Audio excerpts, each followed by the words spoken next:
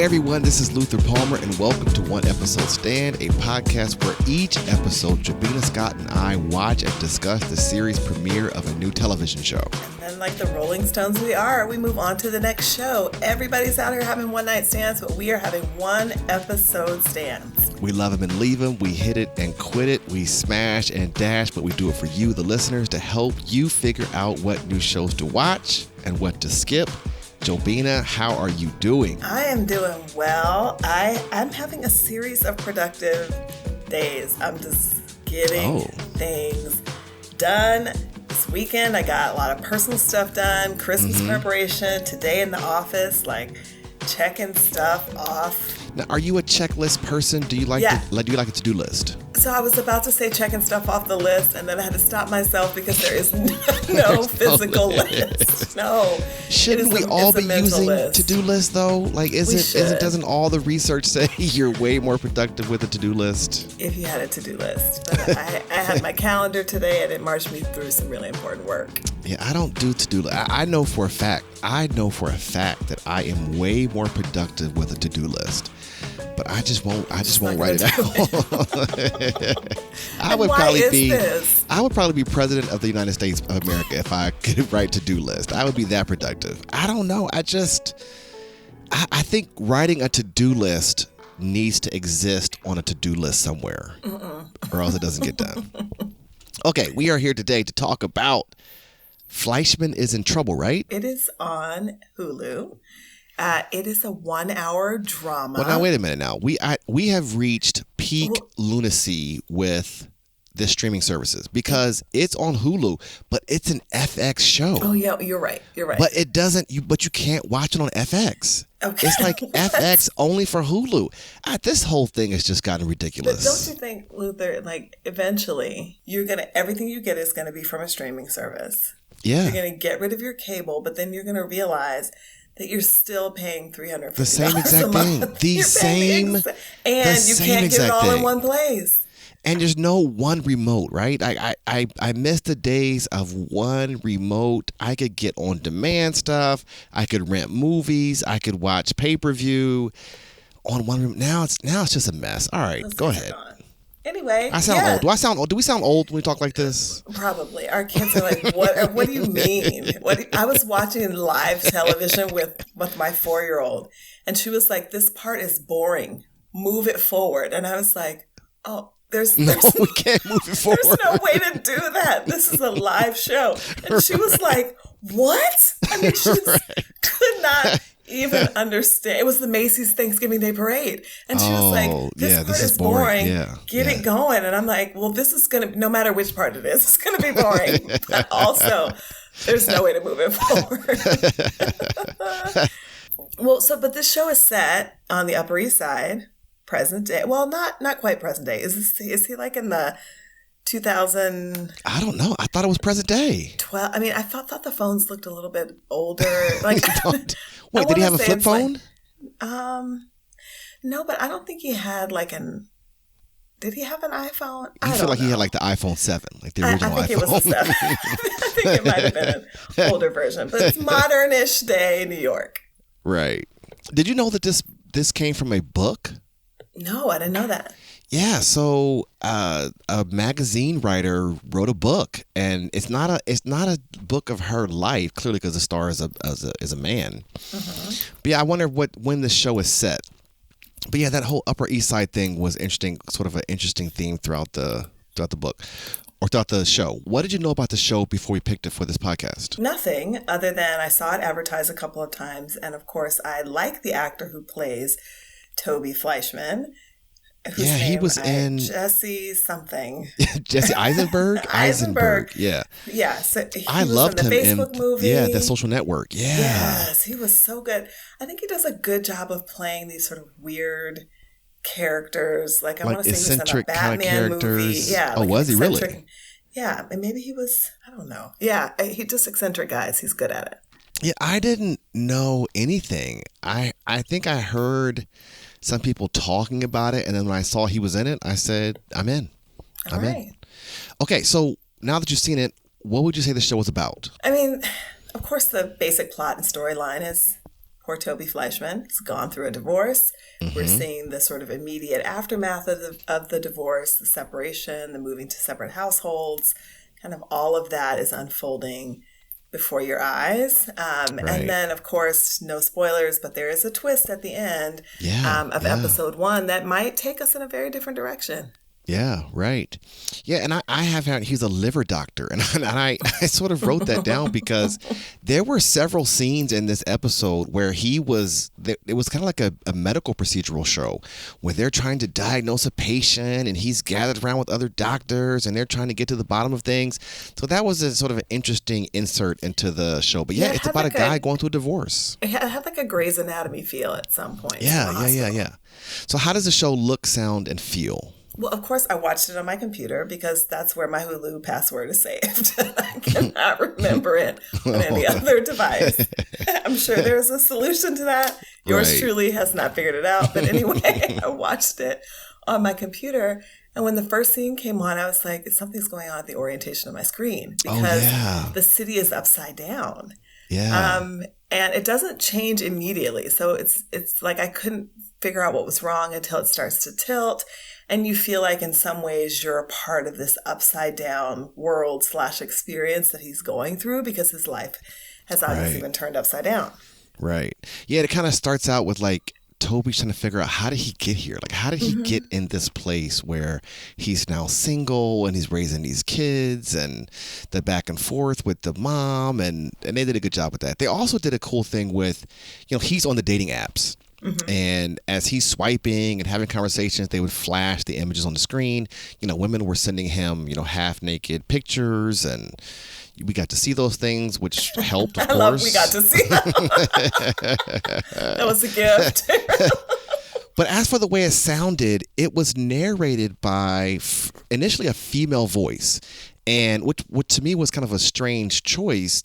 But then, this is not really a spoiler, halfway through the first episode, you realize it's one of his female friends narrating this story.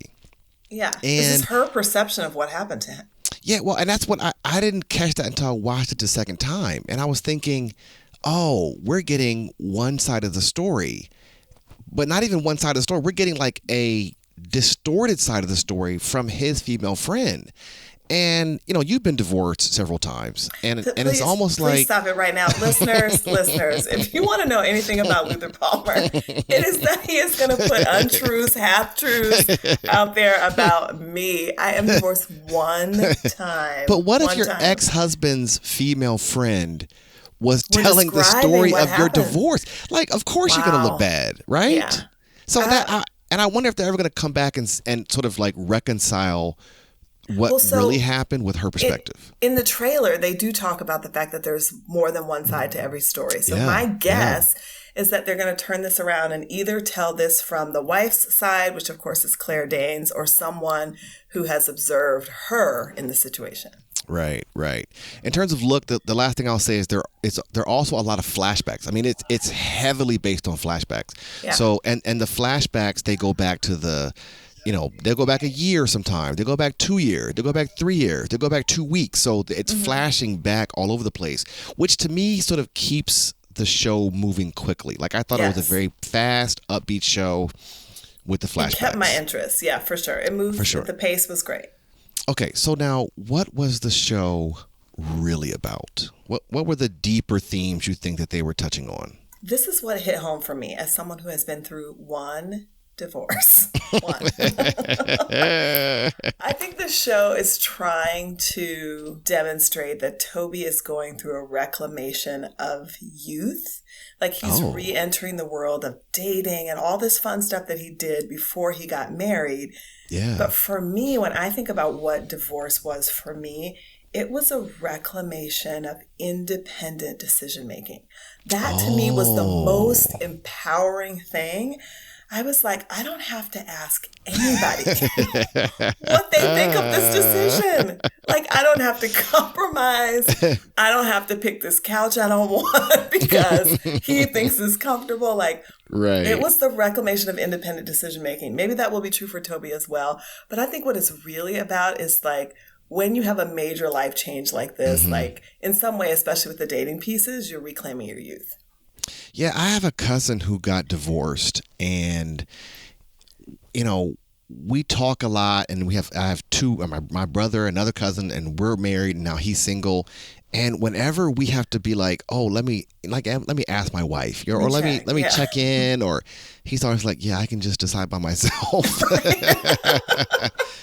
And it is appealing, except for this one fact. Before I got married, my credit was horrible. So my wife sort of taking charge of things financially has helped me. So I'm not so quick to get back to that lifestyle I lived before, where I was making my own decisions and not paying my bills on time. Jacking things up. Right. I thought the show, there was a heavy-handedness to sort of wealth and class in this episode. I mean, there were so many times, even the marriage sort of had this tension about how much money he was making.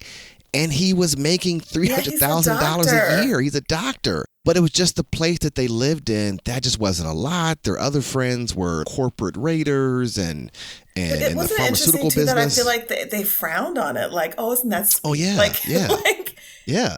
This man has studied for a long time. He's doing something professional. He's saving lives. And people were like, oh, that's cute. And even his wife was like, you're going to just be doing this for, like, you need to move up and you need to be the hospital CEO. And I dated a woman who, so when I was getting a PhD, she had like Googled and said, oh man, you can make all this money if you do consulting. And I said, well, I don't want to do consulting. I want to be a professor.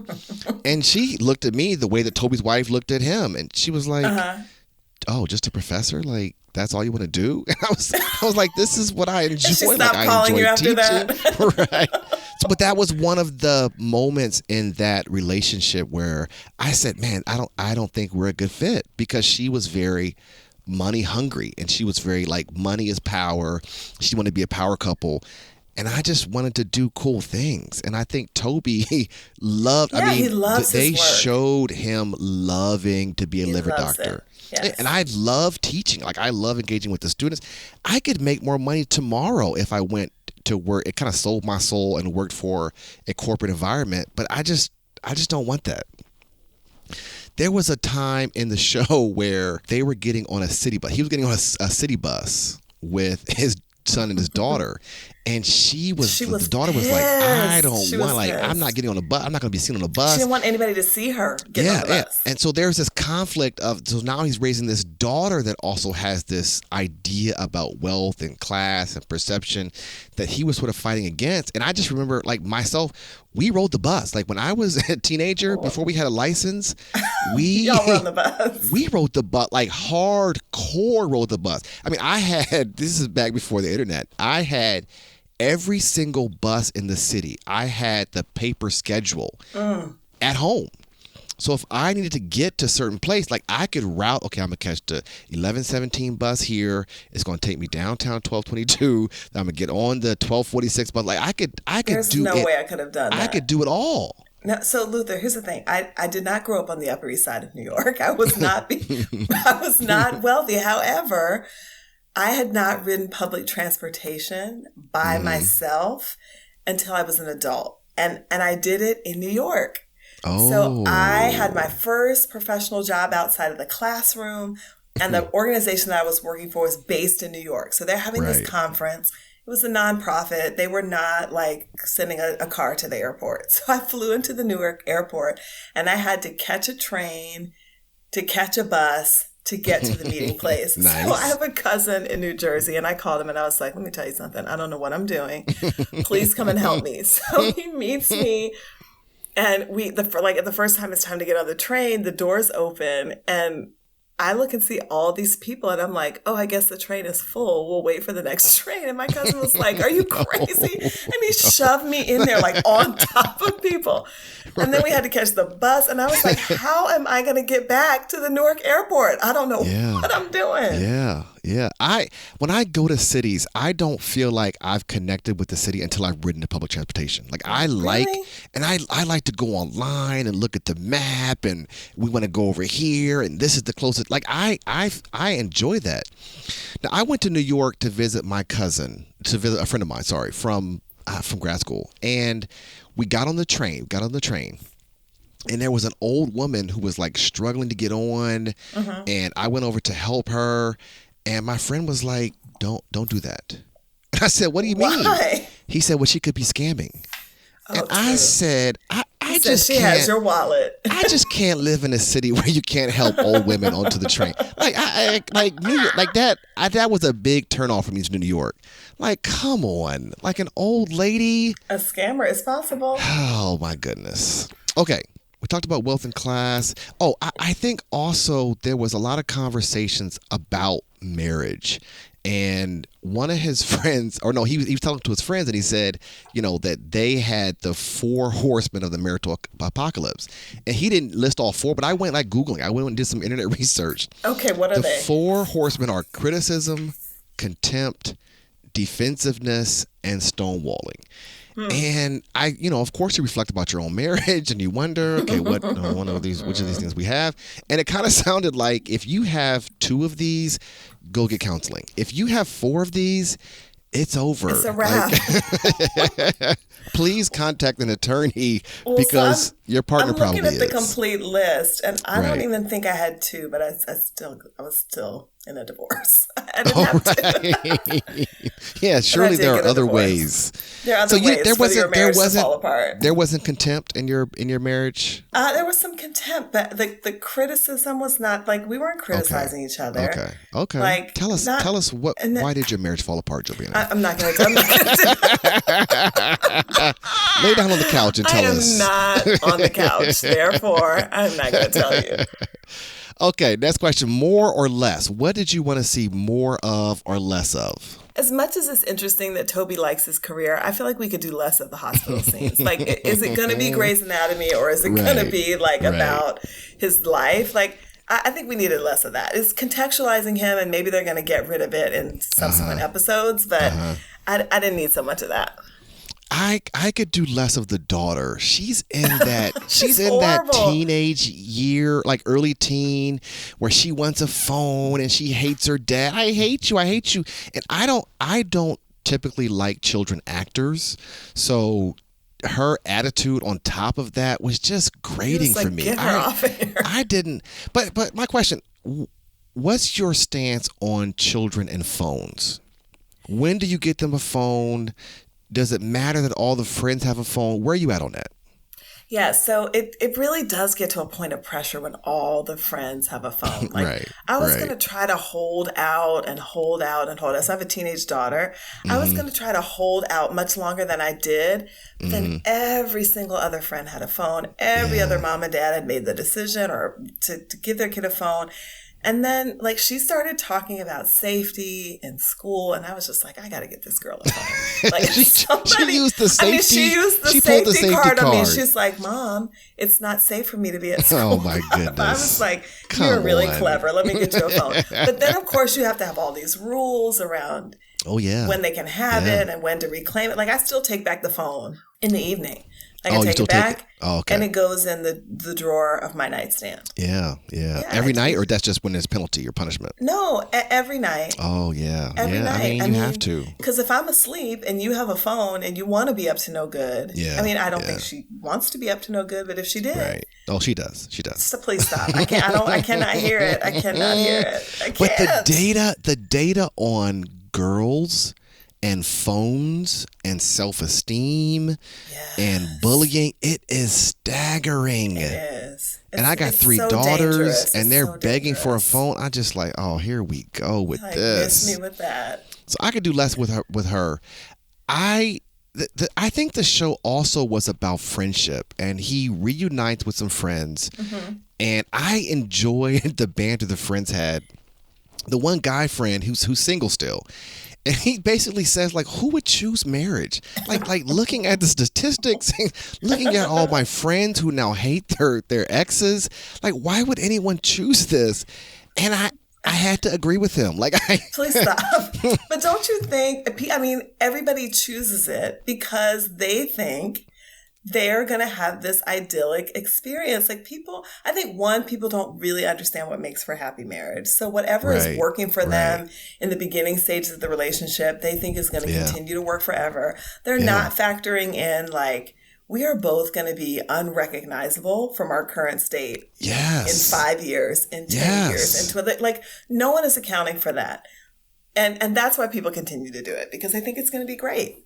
Well, he clearly was like, I'm not excited about this. And I'm not mad at him. And I'm not anti-marriage. Like, I have benefited greatly from my marriage. But when other people tell me they're engaged, like, oh, the person at work says, I got engaged. And everyone's like, yay. I don't smile. I just look at them like, good luck. Like, it's because I feel like it's a crapshoot. Like, I feel like we don't know what we're going to be like you said, in 10 years and 20 years. My parents were married 50 years, and my dad always says, yeah, he married a smart woman with nice legs. But like, he didn't know she was going to be a good mom. She admits to not being that good of a cook when they got married. Like, you just don't know what you're getting. So to be married 50 years to someone to where you all have changed throughout your life in a way that is still compatible. Yeah, and the right rhythm with each other. So my parents were like that. My parents were married for 54 years before my dad passed. And it just seemed like at every phase, like they just made it look so easy. That was my beef with them. I was just like, you guys, you didn't give any indication that this thing was going to be work. Y'all were out there just laughing and talking and hosting dinners and traveling and like. But does your mom now admit to having the struggle behind closed doors, or does she say, no, it was actually quite easy for us? I mean, she will say certainly there are things that they didn't agree upon, but they were, for the most part, I tell you this all the time, on the same page, these two. Yeah, wow. So one of his friends, the guy friend, is also like, hey, are you having sex with these women on these dating apps? And he's like, yeah. He says, but I'm getting out of a 15-year marriage to a woman who wouldn't let me pee standing up. I know. So I have some healing to do. Oh. So my question, Jobina, do you allow your husband to pee standing up?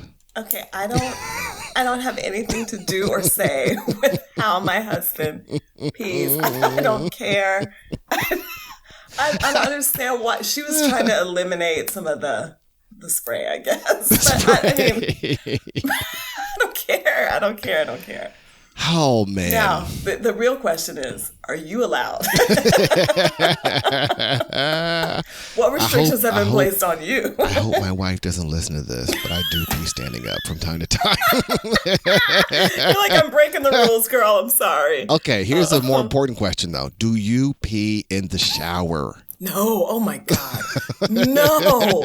You cannot. Now, I actually had a friend who peed in the shower and who said that, like, I don't know if you're a scientist. You can tell me if there's any truth to this tale I have been told. But somehow, like, peeing on your feet, like you're doing something with bacteria, like you're eliminating, like, just nonsense. I cannot be convinced. I'm sorry. Go to the toilet is not that far from your shower. When I was single and I had a shower to myself, I peed in the shower all the time, like all the time. Why were you doing? Because you're having an emergency in the shower? No, you're just because you're saving water because you don't have to flush. Stop. You're in a soapy, watery environment. It just goes down the drain. It's all going to the same drain. So I didn't even think twice about it. Like, yeah, I would pee in the shower. Oh, just go before you get in the shower. I don't do it now out of respect to the people I live with. For the other showers. For the other showers, right. But I do from time to time still pee standing up. So. All right, we got a new question. Marry, kill, or one night stand. I'm going to present you with a character in the show and ask you if you would marry, kill, or one night stand. You would do the same. So let's start. I'm gonna pick the obvious character, Toby Fleishman. Would you marry, kill, or one night stand with Toby? I'm gonna marry Toby. I think really? Toby is for marriage. Like, he did not intend to be divorced. He wanted to be married for the long term. He is a good, earnest guy. He's doing something good in life. Like, he loves his job. He loves his kids. Like, but do you think? I wonder. He's a nice guy. He's a nice guy. Is he too nice? Like, do you like nice guys? I like nice guys. What's wrong with Did you have a thug phase where you were into thug guys? Or you were always about nice guys? No, I mean, I had guys on the continuum of niceness, but Right. I didn't have a lot of exposure to the guys to choose from. So I Okay. mostly So chose you're into the nice guys. So nice guys. you've never rejected a guy because he was too nice. No, because what is too nice? Like, what are you saying to yourself if you think someone I is don't know. too... I hear this all the time, right? I Like, want oh, it's somebody too who can nice. stand up for himself. If you're not confident, I Right. think that's different than being too nice. Like, to me, nice equals kind. Like, in this scenario, and I saw Toby as someone who's being kind. But even after he admitted that he's not allowed to pee standing up, right? Like, that's a person who's not standing up. That literally, he's literally not standing up for himself. Well, because I would never put those types of restrictions on Toby. Right, I think we could make it. Okay. All right. Okay, so for you, now I'm not going to go with the obvious. I'm not going to pick Claire Danes. First of all, let me just say then that Claire Dane, I love her. Ooh, she's my gorgeous, goodness. Right? Like when they had that scene where she's in the closet putting on her shoes, I was like, this woman has an amazing shape. Yeah, like she just, that does. skirt, I was like, Claire, say you more look about the great. shape. But I'm not going to talk to you about Claire. We're not talking about Claire. Let's talk more about Claire Dane's shape real fast. We're not. So I'm going to put to you the friend who is the stay-at-home mom. Oh, interesting. Ooh, I think I would marry her. Yeah, I mean, I think she had a lot of, like, she had, and what I perceived in her, she had a little bit of bad girl, and I like a little bit of bad girl. Like, I will diss someone for being too nice. I will do that. Like, if you're too nice, I just, that's not my lifestyle. I'm not interested in that. We got to be together 50 years. we just can't be nice the whole time. We got to get into some trouble. And she had a little bit of bad girl. Like, I like a woman who curses a little bit, like sort of rejects the patriarchy a little bit. Like, I'm into all that, and she presented that. So I was into her. Okay. And I wonder if the show is going to get more into her life, because she's clearly narrating for a reason. Well, they have enough interesting characters that they could follow any thread and probably keep my attention. Right. Okay, so Luther, what is the science angle that you want to bring to this show? Well, I don't have any scientific insight, but in the show, Toby and his son bonded around science. That was a thing that they connected with. And I wanted to ask you, what is something that let's take your oldest daughter. What is something that you and your oldest daughter bond over? That they were just naturally interested in, and that you all can just always talk about this together. Okay, so we bond over music. Okay. Like, we both like music. We both like very different types of music. We actually play this game in the car where she has to listen to one of my songs. So I'm like turning on Every Little Step I Take. I make her listen to all like 4 minutes and 55 seconds. And she is like introducing me to some artist. And like, we're both cracking on each other's songs and liking each other's songs. And that is really fun because we both really like music, but our interests are really different. And she can, like, she finds mostly everything I do corny, including my music. So she likes to tease me about it. But one thing we discovered in this experiment is that like songs from the 80s, 90s are so long. Oh, like really? Our songs, 4 minutes minimum. These new songs are like 2 minutes and 45 seconds. They're like, these kids can't keep, like, we can't keep their attention with no bridge, no rap. Like, they're like, nobody has time for that. They're going to turn it off. So that's what we bond over. We bond over music. I feel like I know the answer to this question, but I'm going to ask it anyway. Because it seems like Michael Jackson spans all generations. Is she into Michael? Like, does she like Michael Jackson? Oh yeah, she likes Michael Jackson. Isn't it incredible how? Appeal. Yeah, like my parents and my children, like we all can jam to Michael Jackson. Oh yeah, that's crazy, right? Whenever I catch myself in that moment, I'm like, how is this even possible? How's this possible? Yeah. Like, what a genius he was for doing that. Yeah. Okay. He's gone, but they love him. Anything educational that you noticed that you're watching the show? No, I was like, I'm really struggling on the education angle for this one. There's not much there. I mean, they certainly are in a private school, and you know, they're in a Maybe they're not Yeah. like a But fancy that public did school. come up because he talked about wanting his kids to go to public school. That's right. Yes. I mean, Yeah. I certainly had thought about public school versus private Right. school because I just recently made the decision to put my youngest kids in a private school. Oh, okay. Even though I work for a public school system. Oh. And I grew up in private schools. But for them, it was mostly about learning needs. Okay. Not necessarily about feeling like one environment was better, safer, whatever than the other. Okay, I mean, I think we've covered it. Let's get to the question that we've all been waiting for. Are you going to see Fleishman is in Trouble again, or was it a one episode stand? Okay, Luther, I have to admit something to you. Mm-hmm. I've already been on a second date. I couldn't resist. I gave him a late night text. I was like, let's get together again. And we did. And so I'm halfway through episode 2, which I'm sure is not the right thing to do because I had to try to parse in my mind. Right. But that's why I stopped watching it. I was like, I can't finish episode 2 because then I'll be mixing them up. But yeah, I'm all the way in. Yeah, I've already seen episode 2. Actually,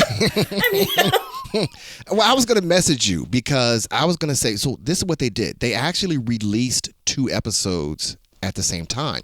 This show is not bingeable. It's going to come out week to week to week. Yes. But they released 2 episodes on the opening day. And I was going to suggest to you, why don't we just watch the first 2 episodes? Because that's like what they wanted to present as the opening set. I never did that. I did watch both episodes. Actually, I've watched 3 episodes. Stop. And here I am like, I turned it off. And you're like, I've been on 3 dates. But then I had to go back and watch the first episode so I can clarify what was in the first episode. Right, in your head. I was like, I'm going to mess up if I keep watching it. So I'm all in. I'm looking forward to it. I don't like the fact that it's not bingeable. So that means I'll probably have to sit it out for a month and then come back and just binge it all at the same time. I'm addicted to the binge. I'm not. Yeah, I'm not like, I like to be able to complete it. Yeah, I can't do week to week either. Yeah. Okay. All right. Well, thank you all for listening to One Episode Stand. If you enjoyed this episode, you can subscribe to the podcast to be alerted when new episodes drop. You can follow us on Instagram at One Episode Stand. If you're listening on iTunes, please give us a rating that helps us out. Also, you are fully empowered to tell a friend about this podcast. The theme music is Freedom by Paradox Hip Hop. And we'll be back next time with another series premiere. Jobina, let's end on this. Every story has a moral. What's the moral of this episode? Marriage, a crapshoot. I mean, don't. That's I think that's the moral. My moral is good luck, everybody. Good luck. All right, take care. Bye, everybody.